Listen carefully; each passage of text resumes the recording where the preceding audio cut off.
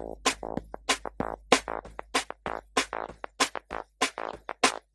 Movie Health podcast is proudly supported by Telly Moods by eClapper Project Inc. Telly Moods recommends which movies and TV series to watch by matching the user's mood and real-time offer of all streaming platforms. Download Telly Moods today. Welcome to the Movie Health podcast. This is Catherine.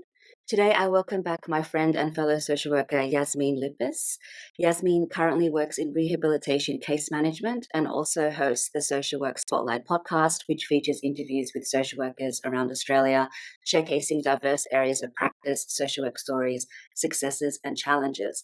Welcome back, Yasmin. Thank you so much for having me. Excited to chat with you about all things movies, and the last couple of weeks of a lot of movies for me. Yes, it's been really intense, and I'm really happy that we got to watch a few movies together at the Sydney Film Festival.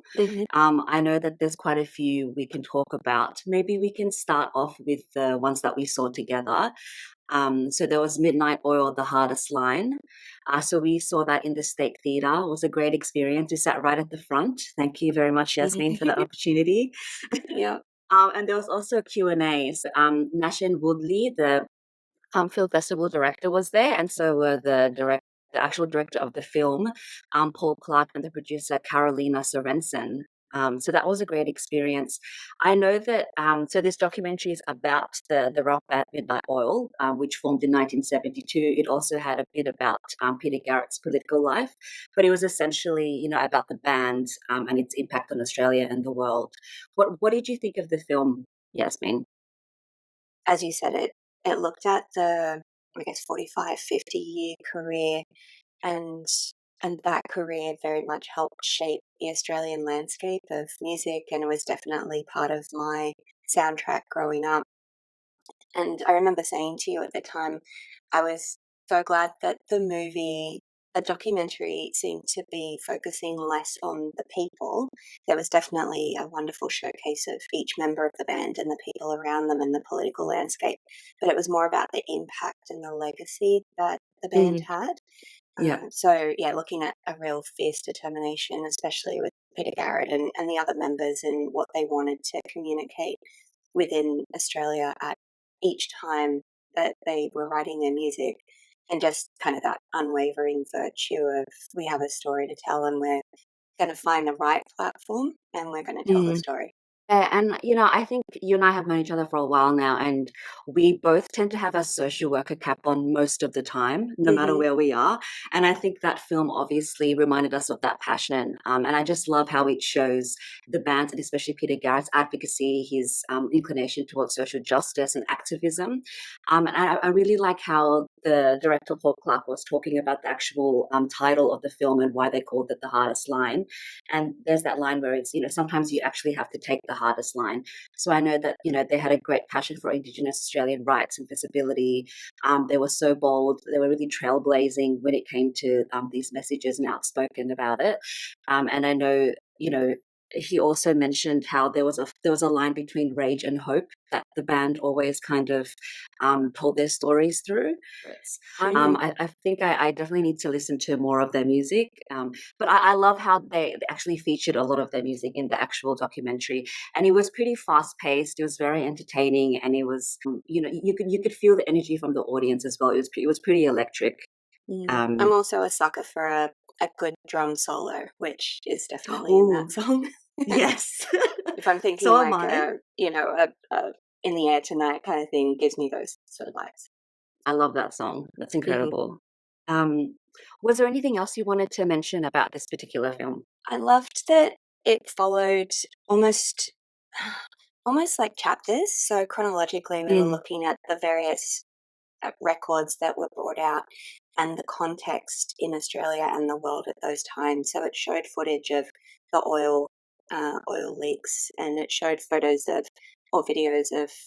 I didn't realize that there was that protest concert in New York City. That was really fun to watch, where they just it was a pop-up. It was like the original pop-up and original form of protest and absolute chaos, where the police just ended up saying, well, they first said, okay, you can do one song, And then they got into it and they said, okay, fine, just keep playing.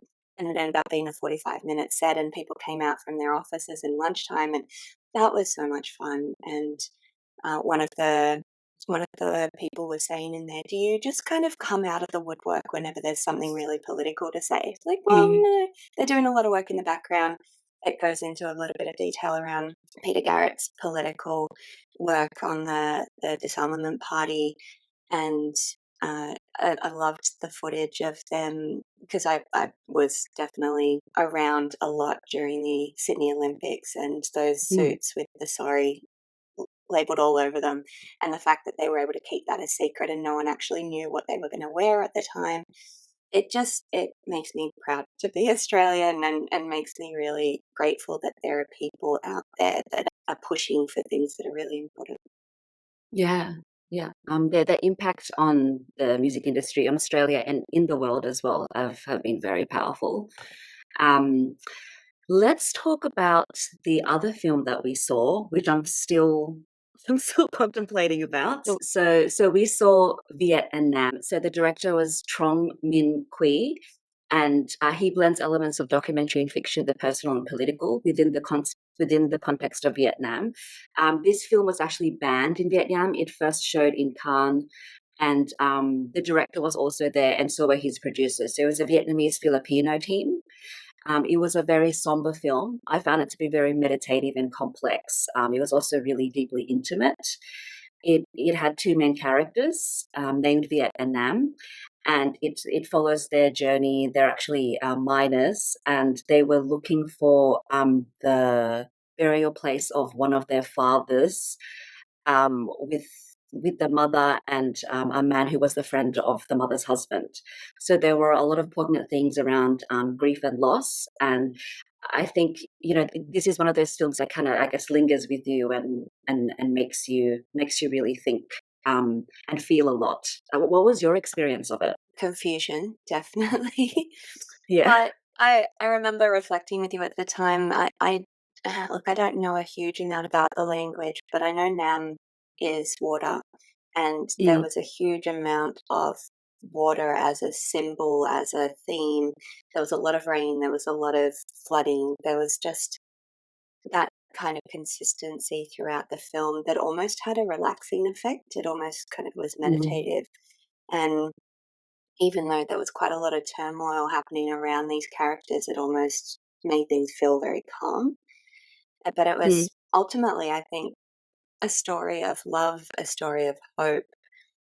Even though they're going through quite a traumatic process, short term and long term, in figuring out what this all means for them and family, the love between the one of the boys and his mother, and just the generosity of people around them, and the willingness to help. Even they had the clairvoyant who was helping them. It just seems like there was a lot of generosity, there was a lot of combined support for people within a country that had such a lot of trauma and hurt Yeah. and pain. The Q&A afterwards was definitely helpful in explaining a little bit about the storage crates that were featured in the film, with people that were fleeing Vietnam, or just, yeah, that it wasn't very clear where they were going or what was supposed to happen with them in the crates. But there was also a story, I think it was around 10 years ago, of people trying to flee Vietnam and Mm. dying in these crates. Yeah, so from a refugee angle and from a perspective of humanitarian rights and supports and danger even, it was compelling. There was a huge flavour of LGBTQI plus concepts in there, and it wasn't made very explicit, and even the director wasn't sure when he was told by the government in Vietnam that it was banned. He wasn't told why, but I'm assuming that's why, is that flavour where there's a country that's perhaps still quite conservative. Yeah, yeah. And I did also find it really helpful that the director was there. And you could tell that he was very passionate about the film that he made. Apparently, he's made a lot of films and they've shown around festivals all around the world. So I'd love to look into his other films for sure. Mm. I did Um, love the fact that there was just that little bit of naughtiness of we've gotten government money from Vietnam to make this film that's now banned. But it was very much an international collaborative project, and they got funding from quite a lot of places, which is very cool. Yeah, for sure. So I'll just quickly talk about a film that I saw with my friend last week. So it's called A Different Man. It's a meta dramedy directed and written by Aaron Schimberg. This was his third film. And this movie was very odd. It's a blend of body horror, dark comedy, sci-fi, and romance.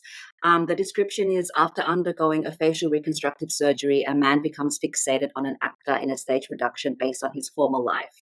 So Sebastian Stan, who plays Edward, he has neurofibromatosis, which is the growth of non-cancerous tumors on his face. And then when he meets his neighbor, who's an aspiring screenwriter, he becomes infatuated with her. And basically, a lot goes on in here, and it's very dark. It's very witty. It's a bit of a thriller, and it delves into, our self-perception and how others perceive us. It was written in a very deadpan, humorous way. It's also a very perceptive film and super quirky. People describe it as a surreal version of The Elephant Man, which I still haven't seen. And it has really strong themes around identity, shame, and obsession. But I highly recommend this film as well. It was fully packed in the State Theatre. Everyone was laughing. It's also quite uncomfortable in some places, and it's just I don't want to ruin it, but I also recommend this film. Just generally, I think it's very insightful and perplexing. Yeah. Because it's based on a true story, right? So the person with the facial disfigurement is a twin, and his twin brother, doesn't have the same facial disfigurement, but he's got other neurological deficits. Super interesting. Yeah. But yeah, it's one of those ones that I didn't want to watch the trailer or anything. I just wanted to see it, and see how it would affect me. And it was just very funny, but also very it's very thought provoking too. So I just wanted to quickly mention that. So I know that obviously we don't have to talk about all the other films that you saw, but I know that you loved The Convert. And I don't know if you mentioned Kid Snow to me, how you found Kid Snow. Yeah, happy to talk about both of those. Maybe Kid Snow first. So the premise is there's a washed up boxer who has a chance to redeem himself. That's kind of the tagline. But the character, when it looks, the early scenes are point in time, and then it flashes forward to 10 years later. So he's gone from the world of professional boxing to tent boxing, and he just by chance meets a single mother, and that encounter forces him to consider a future beyond boxing. It's written in partnership with owners of tent boxing shows around Australia, former and current. And I'm not big on Rocky and that sort of thing. In the first 10 minutes, I thought, oh, this is a boxing movie. What am I doing here? And then Phoebe Tonkin comes in, and she's delightful. Have you seen Boy Swallows Universe? No, I still haven't. It is beautiful. Everyone should see. I mean, it's a series. It's not a movie, but Phoebe is delightful. She was the mother in that series. And it definitely picked up from that point onwards. Just she's divine. She's a stunning actress, and her son, her young boy, was also wonderful. And I loved the Q&A afterwards. That then it actually had some of the people who were instrumental in providing information for the writers and helping them understand the world of tent boxing a little bit more. But yeah, that was lovely. I did enjoy it, even though I don't enjoy boxing movies, so don't let that put you off. The Convert. The star is Guy Pearce. It's got Jacqueline McKenzie as well, and it's got Tiorere Nagatai Melbourne. So I knew her from Hunt for the Wilder People when she was, I think that was one of her first things. She plays Rangamai. And she's just such a fierce, beautiful actress. The Q&A afterwards, it had the director and writer Lee Tamahori, who also wrote Once Were Warriors. So he was there, and Tiorere and Jacqueline were on stage, and a question was asked and Lee diverted to her, and she kind of gave a very awkward yes response and then stopped and said, "I'm sorry, I feel a bit uncomfortable because I haven't formally introduced myself." And then in her Pākehā language, she introduced herself and basically said, "Thank you for inviting us and I'm glad to be here." And that was really beautiful. Also, Jacqueline Mackenzie's portrayal of her character, she played a Scottish woman who also was fluent in the Pākehā language, and so her role was interpreting both the language and culture and helping Guy Pearce's character Thomas understand a little bit more of the nuance and what was happening. But the premise is he plays a preacher who's brought to a British settlement in New Zealand in the 1830s. He's caught in a war between Maori tribes, and it's beautiful. It's the beautiful settings. It's set in the North Island of New Zealand. The acting was amazing, really powerful Maori storytelling, and looking at traditional family patterns and kind of let it go home at the page because I definitely wrote too much. So he kind of found himself surrounded by, there was a quote, he said, "surrounded by savages of the most barbaric kind," which is a reflection on the colonizers, not so much the tribal war that was going on. Another quote was, "Peace cannot be achieved through violence." So in addition to having these beautiful landscapes and the cinematography and this storytelling that was really powerful, you're looking at themes of having colonizers coming into New Zealand and trying to set up encampments, but their settlements are in the mud on the shores. The tribes are up on the hills where they're not going to get messy and be able not get drowned out. And as Munro Thomas Guy Pearce begins to experience the town folks' entrenched racism, he finds himself increasingly ostracized by the community he's meant to serve. So he realizes that he was brought there merely to add to the veneer of civilization, and the I guess the title, the convert, has a lot of meanings around what am I converting to, or who am I converting from to. So yeah, just from the cinematography itself, absolutely stunning. But the story and the characters and the themes are really rich, and yeah, really want everyone to see that. I've got a First Nations film club at work, and even though it's not our First Nations, it's New Zealand First Nations, I'm going to be recommending that to them as well. Yeah. Would you say it was an intense film? Definitely intense. There were some periods of violence, but not, kind of Lost to the Mohicans kind of level of violence. But it's not unnecessary. It's not gratuitous. I think this is true representation for the sake of representation. Yeah. Okay, well, it sounds like essential viewing. I wonder if it would be coming out to the cinema. I really hope so. Like and I think if you are going to see it in a cinema. It's not going to. I mean, the story is still beautiful, but see it on a big screen. And you touched upon something really important. I guess it's about the power of film and why film festivals really contribute to the social, cultural climate of our time. So the fact that movies shape society, influences trends. It even has the power to shape our beliefs, attitudes, and values. And it can normalize certain behaviors and beliefs. Obviously, evokes a lot of emotions, and reflects the social and political climate. So I think that's also why film as a medium is just so powerful, and relevant to the human condition. And I wanted to ask you, do you find that it's a different energy and a different experience being part of a film festival rather than just like going to the cinema? 100%. I actually don't go to the cinema very often. I will pick and choose my movies and watch them at home for the most part. For me, going to the film festival it's an event, it's an excursion, it's a big thing, it's a big undertaking, mostly because my parents subscribe every year and I go to whatever they can't go to or are not interested, which is how I've gotten to so many films this year. So I just kind of block that time out in my diary every June, assuming that I'll be going to a lot of films. But what I love is that it gives me opportunity to, because there's always 2 seats, I'll either go with my mum or go with my dad or go with friends like yourself, or I will just pull random people from a desk next to me at work, which I did on Thursday last week. It's that community.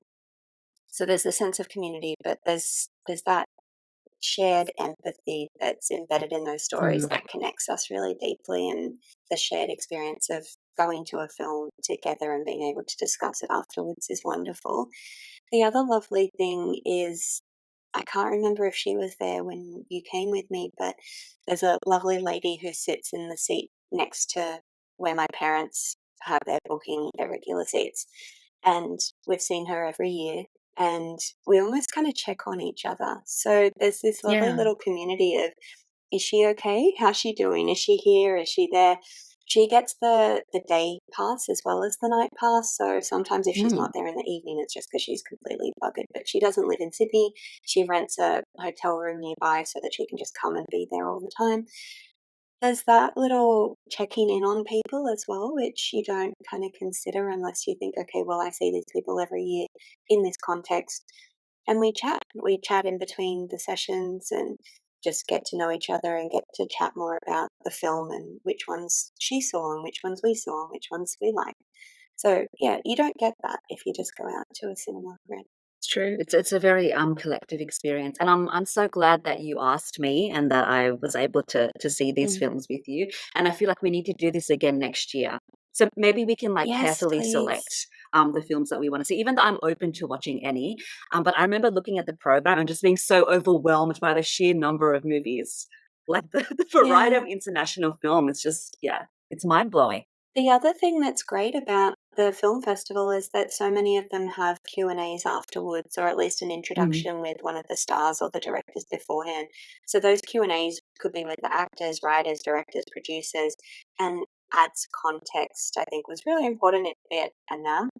But yeah, that's a really unique opportunity.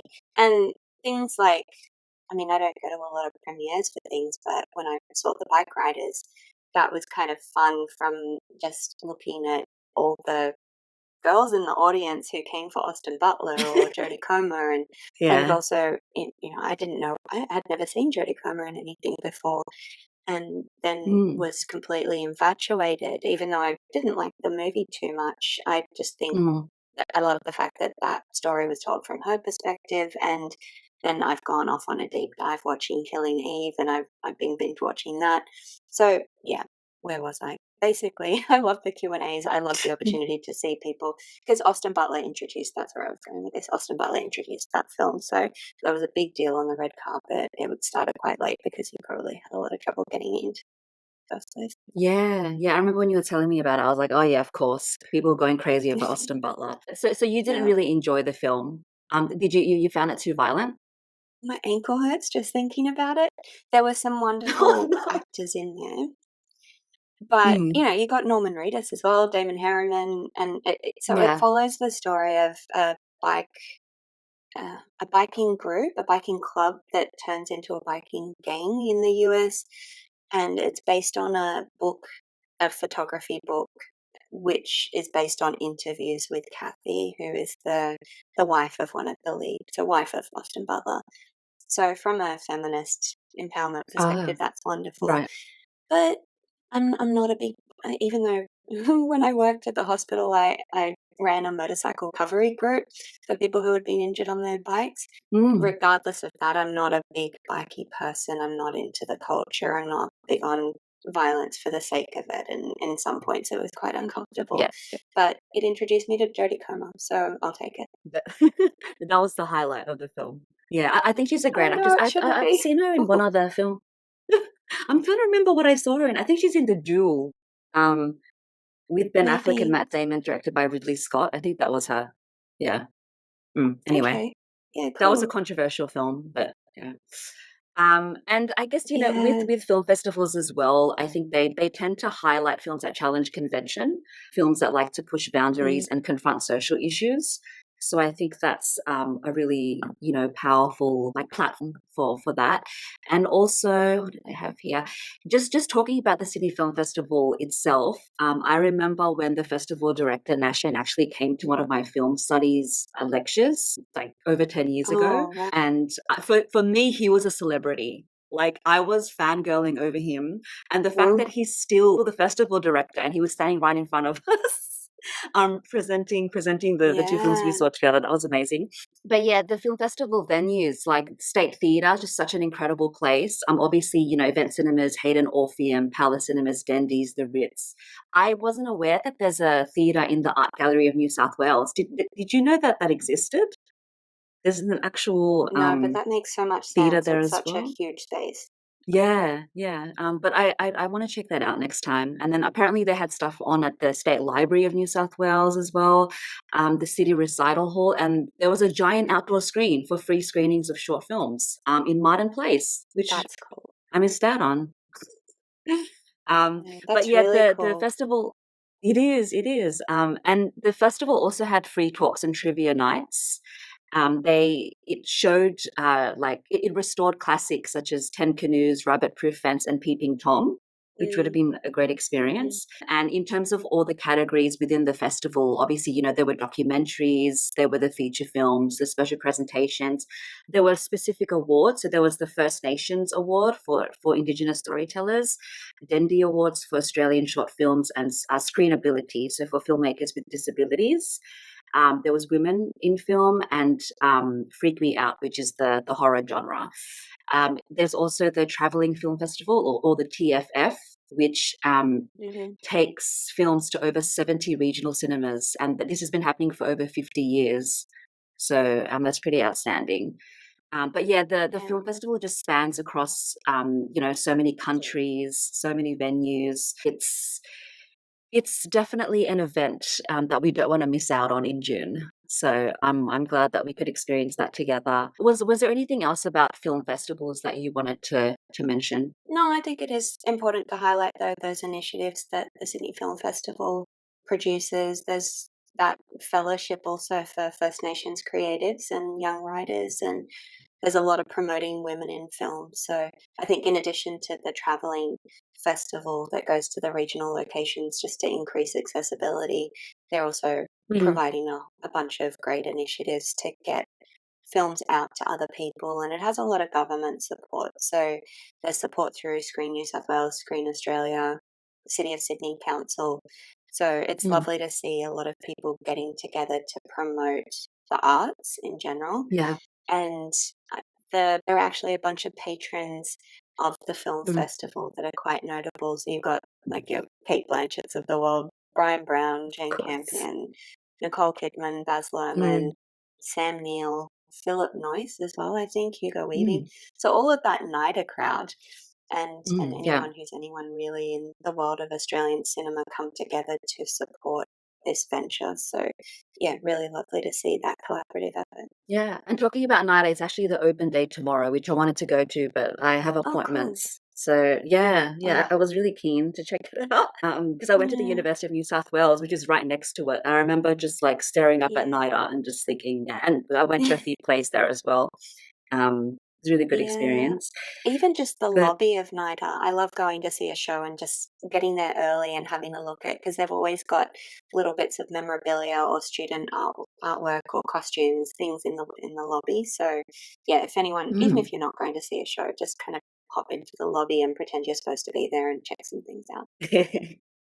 And also, obviously, there's a Sydney Film Festival, which you talked about, but there's other film festivals in Sydney. So there's a Sydney Underground Film Festival, which I'm still yet to go to, and obviously all the different cultural ones, like the Italian Film Festival, the Japanese Film Festival, the French one. And there's also the Antenna, so the documentary film festival. I remember going to the Antenna Film Festival a few years ago, seeing quite a few films, but it's been a while. Um, was there anything else you wanted to talk about today when it comes to film festivals, or I even don't actually, think s what films are you going to watch? Do you have ones in mind? I mean, apart from the one you're seeing tomorrow, what is that film actually? the one tomorrow is called Marcello Mio. It is Chiara Mastroianni who is the daughter of Mm. Marcello Mastroianni, who is a very famous Italian actor, and Catherine Deneuve. It's a joyous imagining of the daily lives of a creative family centering on the legacy of this great Australian actor. So it looks like a lot of fun. Well, the film that I'm planning to watch soon for film therapy purposes is Inside Out 2, because it is about emotional regulation and self-awareness. So I think that's come out yesterday or something. So yeah, I'll watch that soon. Have you seen the first one? Yeah, I have. I Yeah. loved it. So looking forward to seeing the second Yeah. one. Such a good movie. Well, we could watch it together if you want. But if you're movied out Yes, for now, please. that's understandable. No, just tell Then me, I'll just give me talk some about time that. options. Yeah. Yeah. Awesome. Okay, cool. So today we talked about the Sydney Film Festival, the films that we saw together, and separately we talked about cultural representation in film. So when individuals from diverse backgrounds, ethnicities, and cultures see characters on screen who reflect their own experiences. So it gives them a sense of, a profound sense of validation and recognition. We talked about, how movies influence on popular culture, how they reflect society and the trends of our times, and the amazing array of films that we can see in festivals and the diverse range of festivals that are on throughout the year. So thank you so much, Yasmin, for our discussion today, putting your hand up for it. And I'm excited for next year. Yeah, thank you so much. Always happy to chat with you. Thank you.